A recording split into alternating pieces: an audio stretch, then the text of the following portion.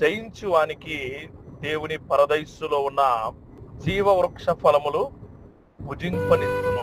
ఏ విషయాల్లో జయించాలి అన్న ఆలోచన ఒక మనిషిగా మనకుంటే, ఏ విషయాల్లో మనము జయించాలి, ఈ లోకంలో జయించేవి ఏమిటి అని అనుకుంటే, శత్రువును జయించడం కాదు, మనుషులను జయించడం కాదు, నీ చుట్టూ ఉన్న డబ్బుని గాని లేకపోతే బంగారాన్ని గాని నీకున్న వాటిని జయించడం కాదు. సంపాదన అంటే దేవుడి యొక్క పరదైస్సులో ప్లేస్. ఆ సంపాదన దేవుడు నీకు శ్రేష్టంగా దయచేస్తున్నాడు. దేవుని పరదైస్సులో ఉన్న జీవవృక్షములు తింటే ఆయనతో పాటు మనము పరలోక రాజ్యానికి చేరుకుంటాం. ఆయనతో పాటు మనము దేవుని క్రియల చొప్పున ఉండడానికి భాగ్యం సంపాదించుకుంటాం. ఆ క్రియలు, ఆ ఆలోచనలు నీకు గొప్పగా శక్తివంతంగా దయచేస్తాడు దేవుడు.